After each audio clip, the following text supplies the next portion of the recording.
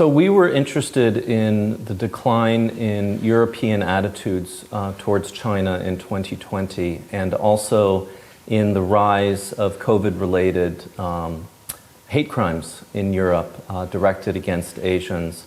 And we were interested in how explanations for these two phenomenon tended to be independent of one another. So people who were interested in declining attitudes towards China as a country focused in on how COVID originated in China and how the Chinese government was toughening its human rights, Xinjiang, Hong Kong policies. Those interested in the question of prejudice, COVID-related prejudice, looked at things like similar to the Black Lives Matter movement. So people on the left in the West would focus on homegrown Western racism. And of course, the Chinese government also blamed Western racism. But what we decided we wanted to look at is whether these two phenomenon were linked, and we did find a connection. We found that there was a spillover of negative attitudes towards the Chinese government among European publics onto greater prejudice towards local Chinese students and communities. Yes, so one very clear example came from the United Kingdom, where I teach at the University of Manchester.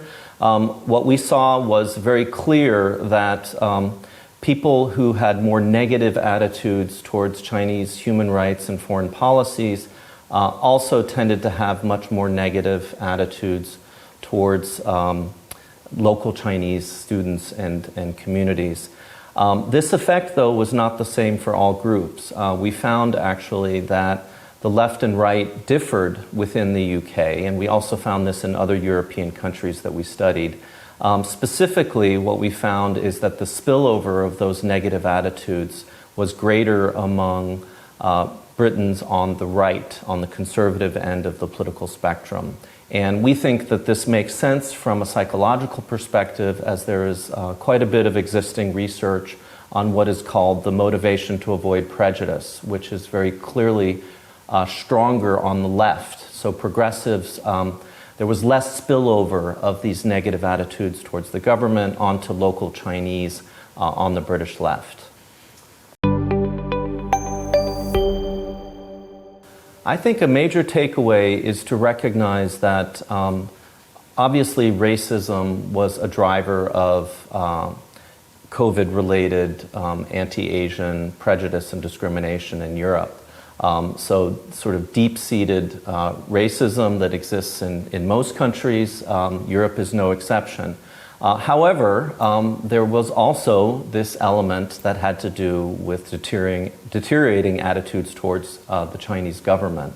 And that was what was new about our paper, is that we were able to show, I think, that in fact the Chinese government is also complicit in the emergence of anti-Chinese attitudes in Europe. And so there's much work to be done on both sides in order to improve this situation. And I hope that as the Chinese government, that if the Chinese government eases up on some of its tougher policies on human rights and in foreign policy, that can contribute to a better environment for Chinese in Europe.